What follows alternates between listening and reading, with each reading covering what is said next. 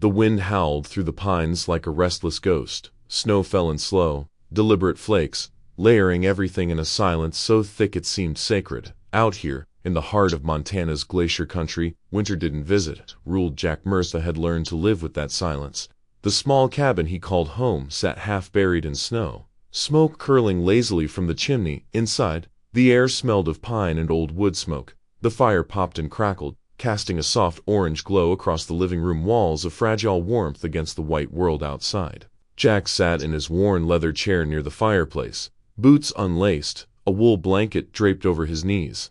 The light danced over his face carved by time and memory. 53 years old, ex-Army K-9 unit sergeant, a man who had seen too much and said too little. His right knee ached in the cold, a lingering gift from an IED outside Kandahar, but the pain in his leg was nothing compared to the ache that had settled in his chest 3 winters ago. That was when Margaret died, and when silence truly began. At the kitchen table, Emily scribbled in her journal, a small girl with an old soul, 12 years old, or long hair and gentle eyes. Her world had shrunk since her mother's passing, reduced to snow, pine, and her father's long silences. As she found comfort in small things, sketches of animals, the sound of pencils scratching paper, the soft hum of the wind, sometimes she would glance up at Jack, wondering what went on behind those weary eyes. He was always distant, now polite, but far away, like someone stranded behind glass. He caught her looking once and gave a faint smile, a ghost of the man he used to be. "You're up early," he said, his voice gravelly from disuse. "I couldn't sleep." The wind was loud again. Jack grunted softly, tossing another log into the fire. Emily hesitated before speaking again. "Do you ever get used to the quiet?" Jack didn't answer right away. He stared into the flames, the way soldiers stare into the past. "You don't get used to it," he finally said. "You just stopped fighting it." Later that morning, Emily bundled herself in layers of wool and stepped outside. The air bit at her cheeks. The forest looked endless, a cathedral of frozen trees. She liked walking near the tree line after storms. You could see the world unspoiled, untouched, clean. That was when she noticed them. Tracks, paw prints, large and distinct, pressed deep into the snow behind the cabin. She crouched down, tracing one with her mittened hand. It wasn't a coyote. The pads were broader, the stride heavy and deliberate. A dog, a big one. Her heart lifted for reasons she couldn't explain, maybe because something else alive was out there, something surviving the same cold they were. She pulled out her small digital camera, a hand-me-down from her mother, and snapped a photo. The tracks led toward the frozen creek behind the ridge. She followed them for a few meters before stopping. Her father's voice echoed in her mind, "Don't wander past the ridge alone." So she turned back, but not before glancing at the tree line again. And that's when she saw it, a figure faint in gray standing between the pines. It wasn't moving, just watching. A German shepherd. Its fur was dusted white with snow, ribs faintly visible beneath the coat. It stared back at her with alert amber eyes, intelligent but wary. For a heartbeat, Emily forgot to breathe. Then, just as quietly as it had appeared, the dog turned and vanished into the forest. That evening, she showed the picture to her father. Jack studied the screen in silence. The photo was grainy, zoomed from a distance, but the shape was clear, a shepherd, strong even in its fragility. Emily said softly, "It's not a wolf, it's a dog. Maybe someone lost it." Jack leaned back, the firelight flickering across his face. "That's not a lost dog," he said. "That's a survivor. Big difference, but it's alone." Emily pressed. "It's winter, Dad. It could starve." He rubbed his knee, eyes fixed on the photo. There was something familiar about that stance, proud, alert, but ready to bolt. It reminded him of the dogs he'd trained, the ones who'd saved lives in places where everything else fell apart. And for a moment, he wasn't in Montana. He was back in the desert, the smell of dust, diesel, and blood. He saw Rex, his old canine partner, the German shepherd who took a bullet meant for him. He remembered cradling the animal in his arms as the chopper blades thundered above. He remembered Rex's eyes, calm, loyal, unafraid even as the light left them. Emily's voice pulled him back. "Dad," he blinked, the present reasserting itself. "In the wild, everything's got to earn its way," he said, voice low. "You feed something that's meant to fight for itself. You take away what keeps it alive." "That's not true," she argued quietly. Maybe helping it is what keeps us alive." Jack didn't reply, but as she turned away, he looked once more at the picture glowing faintly on the camera screen. Those eyes, sharp, lonely, defiant, stirred something long buried beneath the snow and silence. He reached for his mug of black coffee, but his hand lingered mid-air. The fire popped outside. The wind began to rise again, whispering against the glass. And though Jack would never admit it, not yet, he found himself listening for a distant bark in the storm. The snow hadn't stopped for 3 days. It fell in endless sheets, whispering against the cabin roof, muting the world into a white oblivion. The forest looked like something ancient, tall black pines rising from a sea of frost, each branch heavy with silence. That morning, Emily stood by the window, her breath fogging the glass. Beyond the trees, a movement, faint, deliberate, caught her eye, a shadow. She squinted, and then she saw him, a dog, or what was left of one. The German shepherd moved with the weary grace of something built for survival but worn thin by it. His fur, once golden black, was now dulled with dirt and snow. His left hind leg dragged slightly, the paw barely touching the ground. Even from a distance, Emily could tell he'd been hurt a long time ago. He paused at the tree line, scanning the open ground with wary precision. The way his ears twitched, the way he held his head low, it wasn't the behavior of a stray. It was training. It was instinct. That afternoon, Jack stopped by the ranger station down the road, a wooden outpost tucked beneath the ridge. He needed to refill his fuel supply before the next storm hit. Inside, Ranger Collins, a broad man with a red beard and a fondness for black coffee, greeted him with a nod. "Mercer," Collins said, "haven't seen you in weeks. You're keeping warm out there," Jack grunted, setting down his thermos, "as warm as a man can get in this god-forsaken icebox." Collins chuckled, then glanced toward the frost-streaked window. "You hear about the shepherd roaming near your property?" Jack's brow furrowed. "Yeah, my girl's been talking about it." "Figured." Collins leaned back in his chair. "That dog's a legend around here. They used to be military K9 unit. They called him Rex, who belonged to some outfit that trained dogs for base patrol and search missions. When the unit got decommissioned 2 years back, they couldn't find a shelter willing to take him. Word is, he escaped transport." Jack's jaw tightened. "Escaped?" "Yeah, broke through a cage, chewed through a truck seat, and bolted off somewhere around Missoula. Been surviving in the wild ever since." Collins shook his head, half in admiration. "Hell of a story. But no one's been able to catch him. Every time we get close, he disappears." Jack stared at the steam rising from his coffee. Something about the story sat heavy in his chest. Rex. The name stirred an ache he thought he'd buried for good. Collins went on.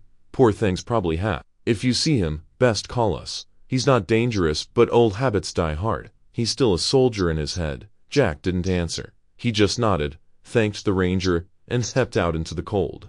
The wind slapped him across the face as he walked to his truck. Somewhere in the distance, a faint echo of bark carried by the wind reached his ears. He froze, breath hanging in the air, scanning the ridge. But there was nothing there. Just the snow, or maybe something hiding inside it. That evening, Emily couldn't stop thinking about the dog. She waited until Jack had gone out to split firewood, then quietly opened the front door. The cold rushed in like an invisible wave. She placed a small bowl of leftover stew on the porch, beef, carrots, potatoes, and whispered softly into the darkness. "It's okay," she said, her voice trembling with both fear and hope. "You can have it." The trees loomed in silence. Only the crunch of distant branches answered her. She left a bowl there, closed the door, and pressed her forehead against the wood. Later in her journal she wrote, "The dog came again today. His eyes are sharp, but timed. He doesn't seem afraid of the snow. He doesn't seem afraid of anything. He's like Dad, cold outside, but I think something's still warm inside." That night, the storm deepened. Jack couldn't sleep. He lay in bed staring at the ceiling, listening to the wind tearing through the forest. Somewhere between waking and dreaming, the sound shifted. It wasn't the wind anymore. It was barking. Short, urgent, military barking. And then gunfire. He was back there. Dust, blood, the smell of burned metal. He saw his men shouting, saw Rex charging through smoke to drag a wounded private out from the line of fire. Then the explosion.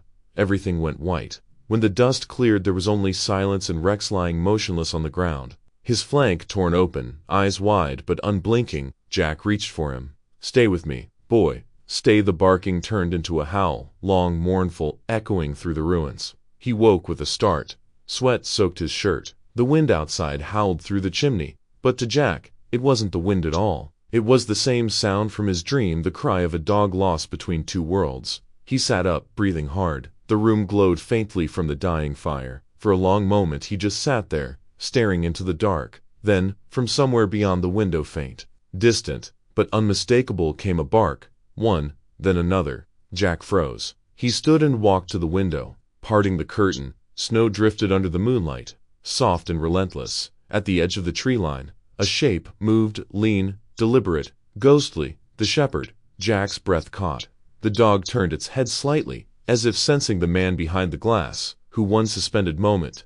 Their eyes met to soldiers recognizing the same war in each other. Then the dog disappeared into the trees, swallowed by the storm. Jack stayed by the window long after the shape was gone. He poured himself a drink, whiskey this time, and sank into the chair by the fire. His reflection flickered against the glass, merging with the dark forest beyond. He whispered to no one in particular, "You're supposed to be dead." Outside, the wind rose again, swirling around the cabin like a chorus of ghosts. And somewhere, deep in the snowbound woods, the shepherd's howl echoed, not a cry of pain, but a call, a reminder, a memory that refused to stay buried. Jack didn't know it yet, but that sound, that single, haunting howl had just pulled him back into the fight he'd been running from all these years.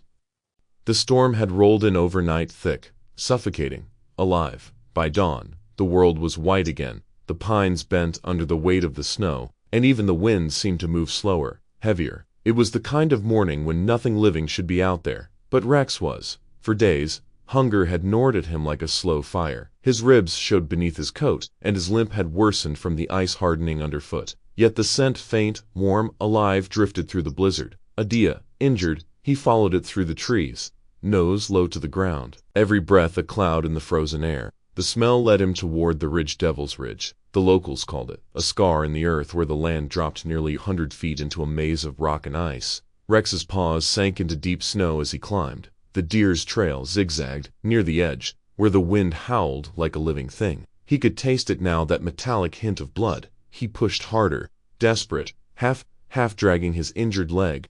The ridge loomed before him, white and endless. He leaped over a mound of snow, jaws snapping at shadow's end. The world vanished. His hind leg hit ice instead of ground. The surface gave way. For an instant, he was suspended in air, weightless, silent. Then gravity took him. He fell hard, tumbling down through powder and rock. The world became flashes of white and gray sky, stone, snow, pain. His body slammed into an outcropping, then again, until at last a gnawed root caught his honer strap, stopping his fall. Rex hung there, chest heaving, one paw scraping at the frozen wall, the other pressed against his ribs. Beneath him, 30 meters of emptiness. Above, salvation just 4 meters away, a distance he no longer had the strength to climb. He tried once, twice. His claws tore at the ice, sending shards cascading into the abyss. Then he stopped. The root creaked beneath his weight, dry and splintering. Rex lifted his head and let out a sound, half bark, half howl. It echoed weakly through the storm, once, twice, then faded into the wind. No one answered. The snow fell thicker, time blurred, and the dog that had outrun bullets, hunger, and winter finally closed his eyes, swaying gently in the wind, like a ghost tethered to the earth by one dying thread. That night, the storm wrapped the cabin in its teeth. Emily sat by the window, watching the snow spin under the porch light. The bowl of stew she'd left out the night before was still there, untouched. Her stomach sank. "Dad," she said quietly, "the food's still there." Jack looked up from the map he was mocking, his glasses low on his nose. So he didn't eat it," Emily said. "He always comes when I leave food out. Maybe he's hurt." Jack sighed. "He's an animal, Em. Sometimes they move on. That's what they do." "But what if he didn't move on?" she insisted. "What if he can't?" Jack didn't answer. He just stared at the fire, the crackle filling the silence between them. The storm outside raged harder, rattling the window panes. Emily crossed her arms, tears prickling her eyes. "You don't even care." He looked up sharply, but she'd already turned away, retreating to her room. Later that night, Jack stepped out to secure the woodpile before the wind could scatter it. The cold hit him like a blade. He pulled his coat tighter and moved along the cabin's edge, flashlight cutting a narrow path through the storm. The snow crunched under his boots, steady, rhythmic, until it didn't. He stopped. Somewhere, faint but distinct, came a sound carried by the wind, a low, broken cry. He froze, listening. For a moment he thought it was just the storm, the way wind sometimes mimics voices when you've been alone too long. But then it came again, a howl, long, drawn out. Then silence, then another, weaker. Jack's heart clenched. The sound wasn't just familiar, it was identical. Years ago, in the desert, he'd heard that same desperate cry. His canine partner, another German shepherd, bleeding out in the dirt, calling for help that never came in time. Jack had carried that sound with him through every sleepless night since, and now it was back out here, buried beneath the snow, echoing off the ridge like a voice from the dead. He turned off the flashlight and listened harder. Through the wind, he could make out the direction somewhere past the creek, toward the cliffs, Devil's Ridge. For a long moment, he just stood there. Every rational part of him said to go back inside, to let nature take its course. But the sound came again, weaker this time, frayed at the edges like a dying breath. Something broke inside him. He gritted his teeth, staring out into the white void. God damn it, he muttered under his breath. The old soldier's reflex rising like instinct. He went back inside, grabbed his jacket, rope, and flashlight. Emily heard the commotion and came out, rubbing her eyes. Dad, what are you doing? He paused by the door, eyes dark and determined. Go back to bed. You heard it too, didn't you? She whispered. Jack didn't answer. He just looked at her for a long moment, then pulled on his gloves, locked the door behind me, and with that, he stepped into the storm, into the howling dark, where memory and reality began to blur. Back at the ridge, Rex hung between life and death. His breath came shallow, the root beneath him groaning under the weight. Snow gathered on his muzzle, freezing his whiskers white. Somewhere deep in his mind, the sounds of gunfire still echoed commands, shouted, the smell of cordite and sand. He twitched, remembering the man's voice, the only voice he ever trusted. Stay, Rex. Stay. He had stayed. He had always stayed. And now, even as his body failed, something in him refused to let go. Through the storm, faint but growing closer, came the crunch of boots on snow. A beam of light cut through the blizzard, searching, sweeping. Rex lifted his head. The man's silhouette appeared at the edge of the cliff. Rope slung over his shoulder, wind whipping through his coat. The figure shouted something, words swallowed by the storm, but Rex recognized the tone. Commanding, urgent, familiar. Jack Murtha was coming. The storm began before midnight. Snow whipped sideways through the pine forest, lashing against the cabin windows with a dry, angry hiss. The sky had disappeared into a wall of white. Inside, the fire struggled to stay alive, crackling faintly in the stone hearth. Jack Mercer sat at the table, the same place he'd been every night that week, staring at the same photograph. His wife, Margaret, smiled back at him, her auburn hair half lit by sunlight, eyes full of that impossible calm he never found again after she was gone. Behind the cracked glass frame, her handwriting still showed on the back. Every life deserves a chance. He brushed his thumb across the words, his breath fogging in the cold air. Emily's footsteps echoed softly across the floorboards. She was clutching her notebook, the same one she filled every day with sketches of trees, of snow, and lately of that stray German shepherd. Her eyes were red from crying. Dad, she said quietly, the food's still there. He hasn't come back. Jack didn't answer. He kept staring at the photograph. Emily took a hesitant step closer. You said once that you saved men under fire, that you carried one of them 2 miles out. So why can't you save him? The question hit like a round through his chest. Jack turned away. Because he's not mine to save, he said, his voice rough. But he's alone. So am I, he muttered. Emily flinched. She stood there for a long moment, trembling slightly. You don't mean that? He didn't respond. His eyes had gone somewhere far away to that desert, that infernal heat, where the air burned with gunfire and sand. He saw it again, the young corporal with the freckles, the dog that wouldn't stop barking as they retreated. Rex. No, not this Rex, the other one, the one that didn't make it. Jack had shouted for them to move. The boy refused, trying to drag the injured animal out of a collapsed trench. Jack had pulled rank, had ordered him to leave it. He still remembered the look in that kid's eyes before the explosion took them both. The memory came like a blade. He closed his eyes, gripping the edge of the table until his knuckles went wide. When he opened them again, Emily was gone, but the sound of her words lingered in the air like smoke. You saved people, why not him? The clock ticked, the wind howled, and for a long time, Jack sat there, motionless. Near midnight, the fire finally died. The house was quiet except for the creak of the timbers in the wind. Jack stood, joints aching, and walked toward the window. Outside, nothing but a blur of white and black. But somewhere out there, past the ridge in the storm, a faint, hollow sound carried on the wind. A dog's cry, distant, weak, but unmistakable. It was the same cry from his nightmares. He pressed his forehead against the cold glass, breathing slow. He didn't want to care. He had built his entire life now on not caring, on closing doors, shutting windows, locking away every soft thing that had once made him human. But some part of him, the part Margaret used to reach with just a touch, refused to stay silent. He whispered to the photo on the table, Margaret, I'm so tired." He waited for an answer that would never come. Then, slowly, he stood up. He went to the wall, lifted his old rucksack from the hook. The same one he carried overseas. Inside, he packed a length of climbing rope, a flashlight, a flare, a small first aid kit. His movements were automatic, precise, the kind of calm only soldiers knew when they walked toward danger. The wind howled louder. Emily appeared again at the top of the stairs, wrapped in a blanket. Her eyes widened when she saw him pulling on his heavy coat. "Dad." He didn't look up. She stepped forward, voice shaking. "You're going out there, aren't you?" Jack adjusted the strap on his shoulder. "Go back to bed. Please don't let him die." The words cracked through the room, sharper than the wind. Jack froze for a heartbeat. Then, without turning around, he said quietly, "Lock the door. Don't wait up." He opened it. The blizzard slammed into him instantly, a wall of ice and sound. The snow stung his face, a bit into the skin around his eyes. Behind him, he heard Emily's voice one last time, barely audible through the storm. "Dad, don't let him die." He stepped into the night. The wind swallowed him whole. The cabin lights fade into the storm. Jack leaned forward against the gusts, gripping his rope, boots sinking deep into the snow. Each breath felt like glass in his lungs. Somewhere out there, a dog was dying, but for the first time in years, Jack Mercer felt something other than emptiness, something sharp, painful, alive. He whispered into the dark, "Hold on, soldier, I'm coming." And then he kept walking, disappearing into the blizzard, a lone figure against the endless white, chasing the sound of a promise he'd once broken, and maybe, just maybe, could still keep.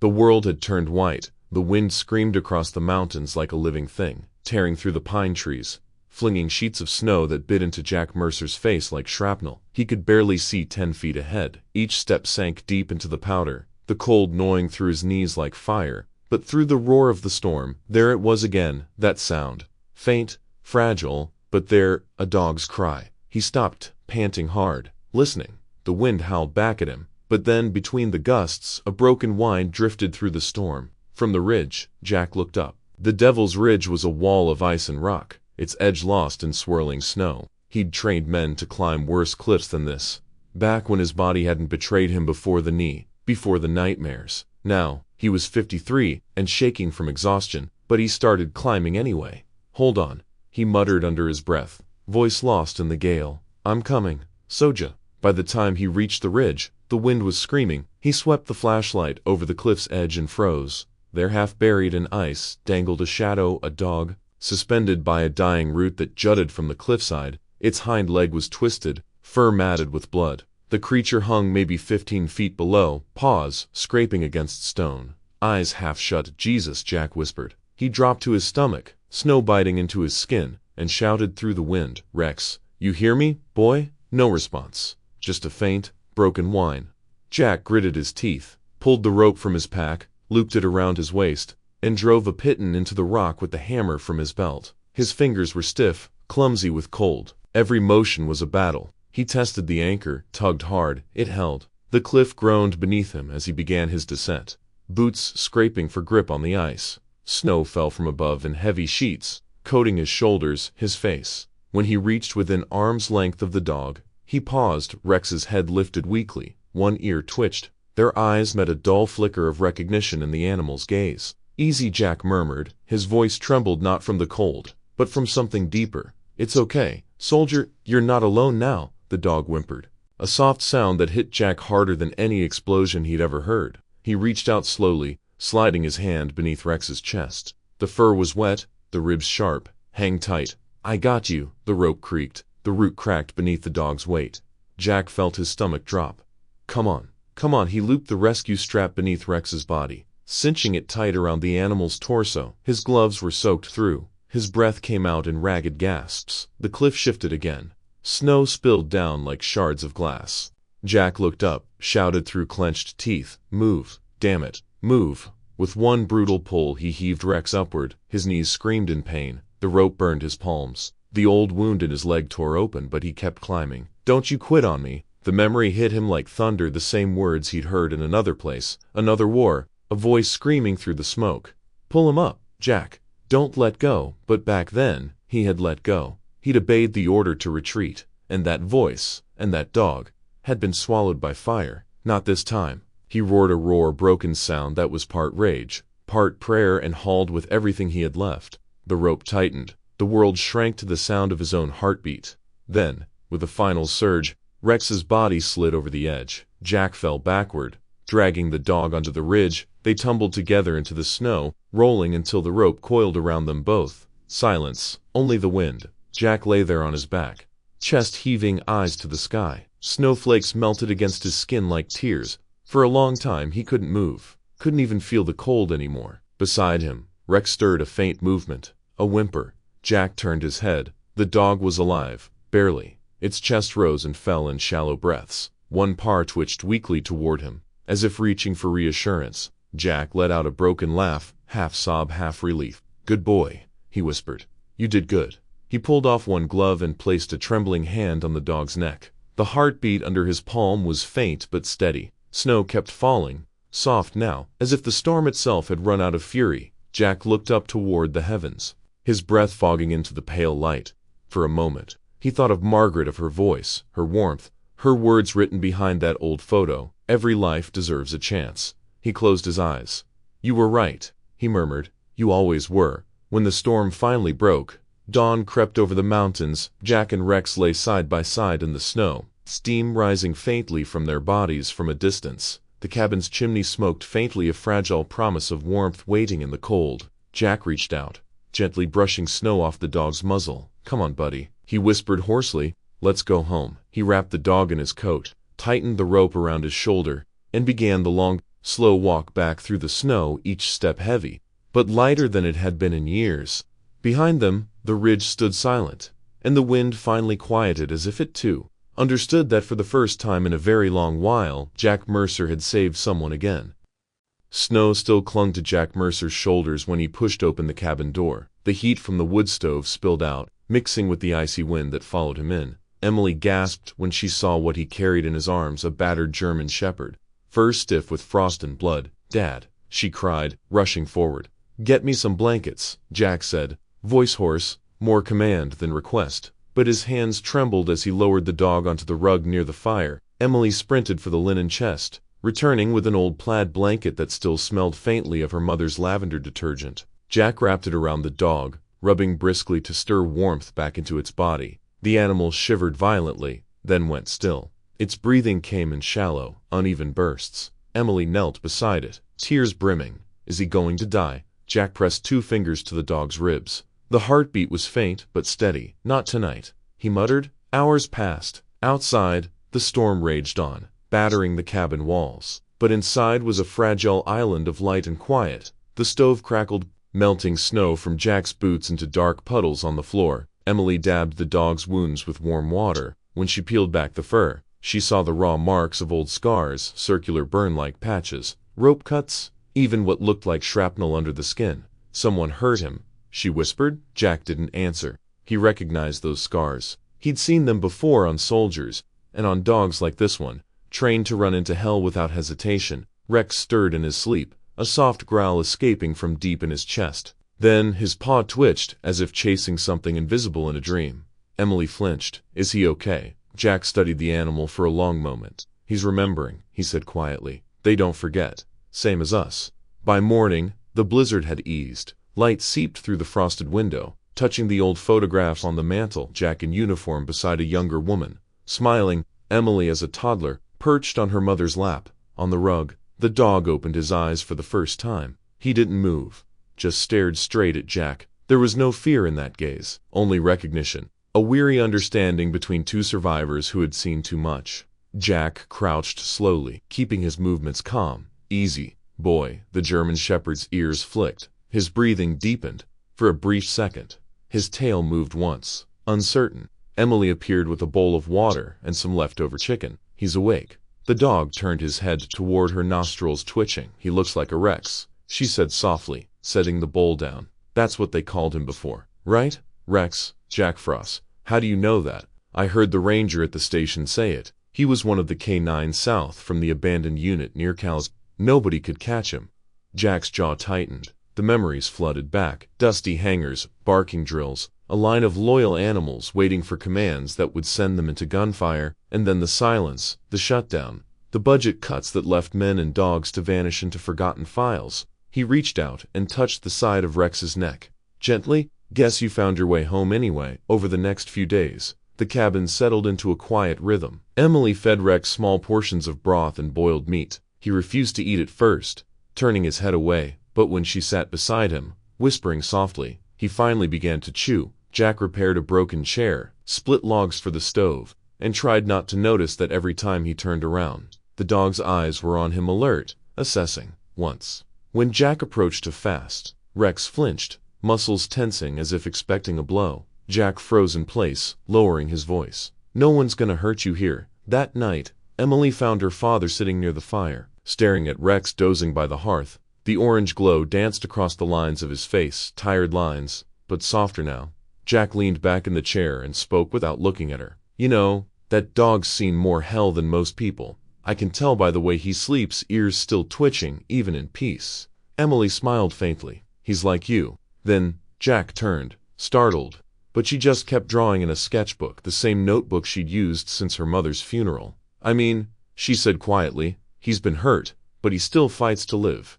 Jack looked down, unable to speak. The only sound was the crackle of wood and the faint, rhythmic breathing of the dog. By the fourth night, Rex could stand. His steps were unsteady, but his eyes had changed. No longer empty, no longer lost. He followed Emily as she moved about, watching her every gesture, every sound. But when Jack entered the room, the dog's attention shifted immediately, alert, but calm, as if he were waiting for orders that would never come. Jack noticed it too. Each evening, when he sat near the stove, Rex would inch closer. Finally, resting by his boots, one night, Jack broke the silence. "You're one tough bastard. Survived the war, the mountains, and a blizzard." Rex lifted his head, eyes catching the firelight. "Amba, steady, patient." Jack exhaled a shaky breath. "You did good, soldier." It was the first time Emily had heard warmth in her father's voice in years. She smiled, curling up in her blanket, watching them both. The old man and the wounded dog, two ghosts thawing in the same light. Outside, snow still blanketed the world. But inside that small cabin, something fragile had begun to stir again, the slow, hesitant warmth of belonging. It was the 7th morning since the rescue. The snow had thinned, the sun weak but present, casting a pale gold shimmer over the frozen trees. The cabin felt almost peaceful again, smoke rising from the chimney, Emily humming softly as she drew by the window, and Rex resting by the hearth, his breathing slow and even. For the first time in years, the house didn't feel empty. Then a sharp knock at the door. Jack looked up from the table where he was cleaning his old field knife. His instinct tightened like a spring. The knock came again, louder this time. He opened the door to find a man in a Green Ranger's jacket standing on the porch, snow dust at his shoulders, his radio crackling faintly. "Jack Mercer?" the man asked. "That's right. I'm Officer Morrison, U.S. Forestry Service." He nodded curtly, though his eyes softened a little when they met Jack's. "Sorry to come unannounced, but we've got a situation." Jack didn't invite him in, but Morrison glanced past his shoulder anyway and froze. His gaze landed on the large German shepherd lying near the stove. "Well," he said quietly, "looks like the rumors were true." Jack's hand rested on the doorframe. "You're here for him." Morrison nodded.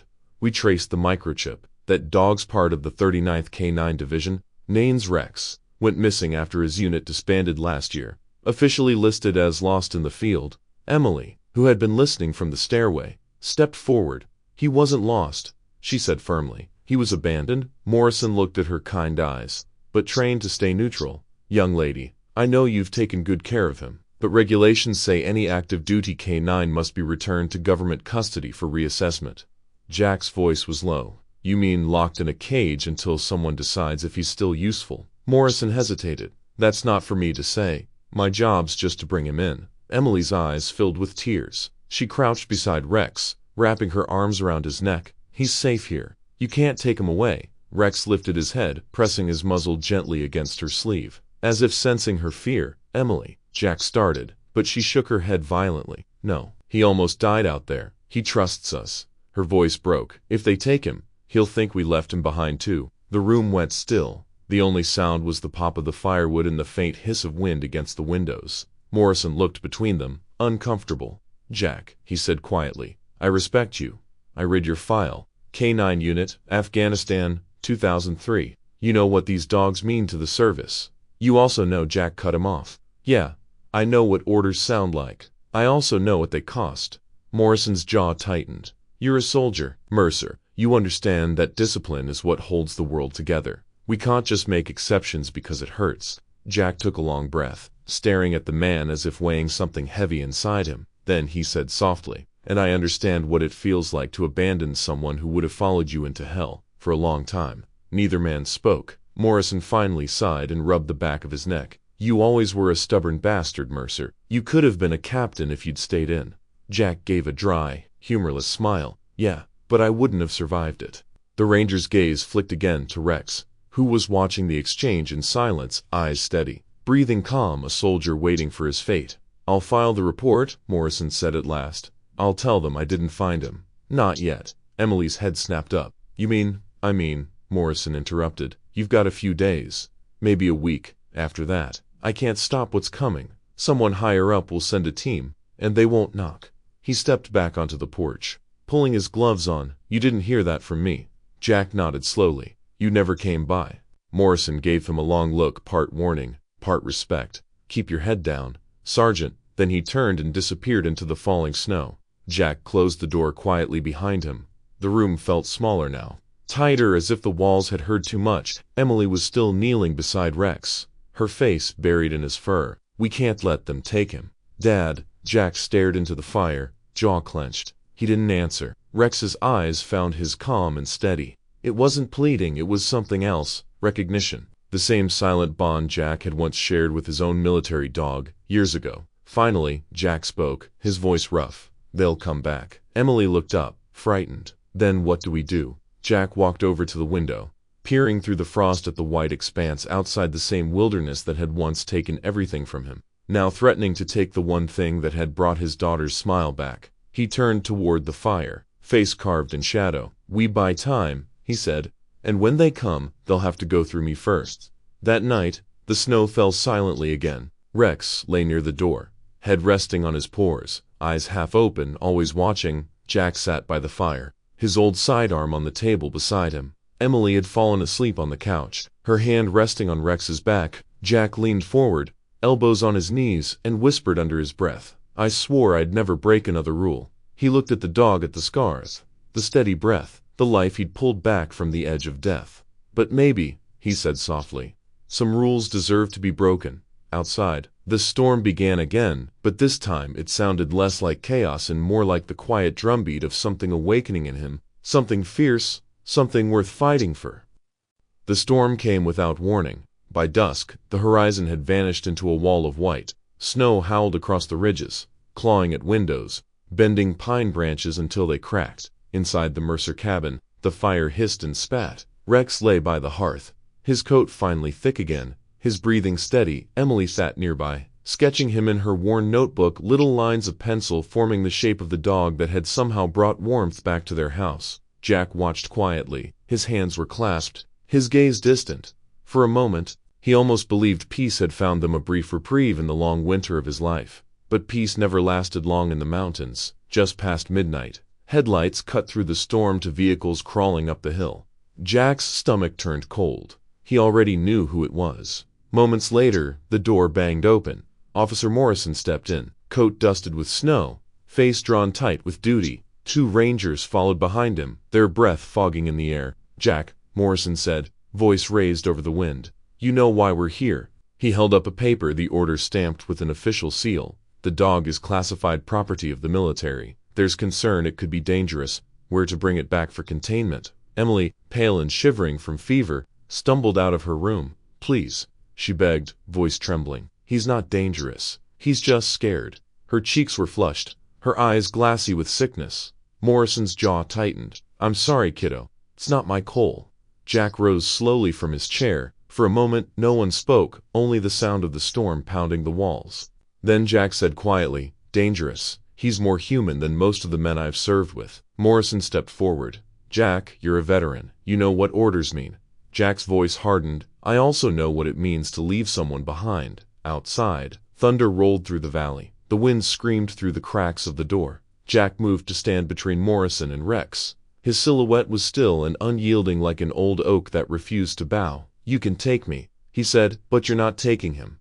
The words hung heavy in the air. Morrison stared at him not as an officer, but as another man who'd once worn the same uniform. Behind him, one of the rangers shifted uneasily. Finally, Morrison lowered the paper. "Keep him," he said softly. "But you didn't hear that from me." He turned and walked out into the storm, the others following in silence. The door closed behind them, and the sound of their engines faded into the night. Jack stood there for a long time, staring into the fire. Emily lay coiled up on the couch whispering, "Thank you, Dad." He didn't answer, just moved closer to the hearth where Rex lay. The dog lifted his head, pressing it gently against Jack's knee. Outside, the wind howled like 1,000 ghosts. But inside that cabin, the fire kept burning warm, steady, defiant, the last light standing against the storm. The snow began to melt, icicles wept from the roof. The creek behind the cabin whispered again, and patches of brown earth peeked through the white.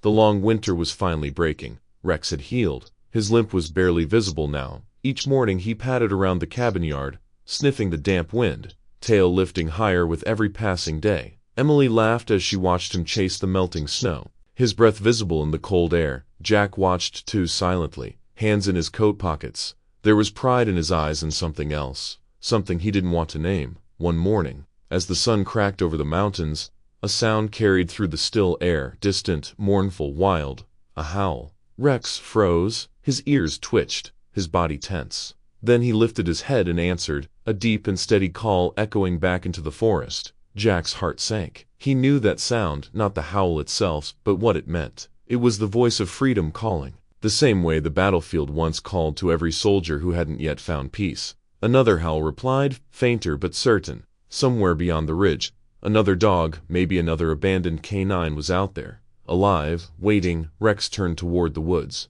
His tail flicked once, his paws pressed into the soft snow. Jack exhaled slowly, the truth pressing down on him. He walked to the door, hand on the latch, and said quietly, "Go on, soldier. You don't owe me anything." Rex looked back at him, eyes dark and human in their depth. For a heartbeat, the world went still, just the wind, the snow, and two souls that understood each other without words. Then Rex stepped forward, hesitated, and turned back. He nudged Jack's hand with his nose. A soft lick against his fingers, a gesture of gratitude, of farewell. Emily came running out from the porch, her voice breaking. "Rex, don't go." But Jack placed a hand on her shoulder. His voice was calm, almost a whisper. "He's not leaving us, Hem. He's just going home." They watched as Rex trotted into the woods, his form growing smaller between the trees. The morning light turned gold across the snow, catching his fur for one last moment, a flash of life moving toward freedom. When the forest swallowed him whole, silence returned. Only a faint trail of paw prints remained, leading toward the rising sun. Jack stood there for a long time, the cold wind brushing his face. He didn't move, didn't speak. Emily wiped her tears and leaned against him. "Will he come back, Dad?" Jack looked at the horizon, eyes soft but distant. "Maybe," he said, "but I hope he doesn't have to."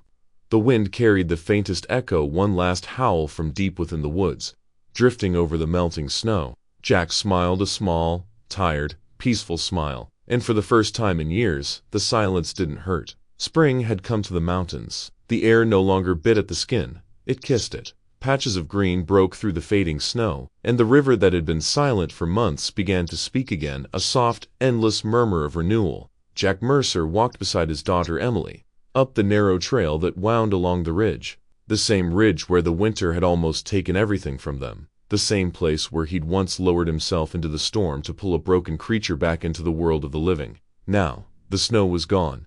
The scars of ice had melted into trickling streams, and on the ledge, standing firm against the Thor, was a stone marker, rough, unpolished, but deliberate. Jack had carved into it with his own hands the words, "Faint but resolute, read." For all who were left behind, Emily stood silently beside him. The mountain wind tugged at her hair. "Who are they, Dad?" she asked softly. Jack ran his fingers over the cold letters, as if tracing a wound that had finally closed. "People," he said, "and not just people. Soldiers, friends, a dog, everyone I couldn't save." He took a slow breath, looking out at the valley below, at the rivers cutting through the white, the trees budding again. "When I found Rex," he continued, voice low, "I thought I was saving him, but the truth is, he was saving me. He made me remember what it meant to try again even when it hurts." Emily slipped her hand into his, small and warm. "He would have liked it here?" she said. Jack nodded. "Yeah, he'd be chasing shadows in that field by now." For a while, They just stood there, father and daughter, silence between them that wasn't heavy anymore, the kind of silence that feels like peace. Then, from far across the ridges, a sound carried on the wind, a long, low howl, steady, familiar. Emily turned, eyes wide. "Dad, do you think that's Rex?" Jack looked out toward the horizon. The sound faded into the rustling trees, into the whisper of the thawing forest. "Maybe," he said, a faint smile curling on his lips. "Or maybe it's the ones who finally found their way home." Emily rested her head against his arm. Together they watched the clouds drift apart, sunlight spilling over the snowfields in golden bands. The warmth touched Jack's face, gentle, forgiving. He thought of his wife, of the men and dogs he had lost, and of one loyal creature who had shown him that redemption doesn't come in battles or orders, it comes in the quiet act of not turning away. For a moment, he could almost see Rex at the edge of the woods, standing tall, watching over them one last time before fading into the light. Jack took off his cap, bowed his head slightly, and whispered, "Rest easy, soldier, I'll take the last watch." And as the wind swept through the pines, carrying the faint echo of that promise, the mountain stood silent, no longer a place of grief, but of peace. "Maybe," he said, a faint smile curling on his lips. "Or maybe it's the ones who finally found their way home." Emily rested her head against his arm. Together they watched the clouds drift apart, sunlight spilling over the snowfields in golden bands. The warmth touched Jack's face, gentle, forgiving. He thought of his wife, of the men and dogs he had lost, and of one loyal creature who had shown him that redemption doesn't come in medals or orders, it comes in the quiet act of not turning away. For a moment, he could almost see Rex at the edge of the woods, standing tall, watching over them one last time before fading into the light. Jack took off his cap, bowed his head slightly, and whispered, "Rest easy, soldier, I'll take the last watch." And as the wind swept through the pines, carrying the faint echo of that promise, the mountain stood silent, no longer a place of grief, but of peace.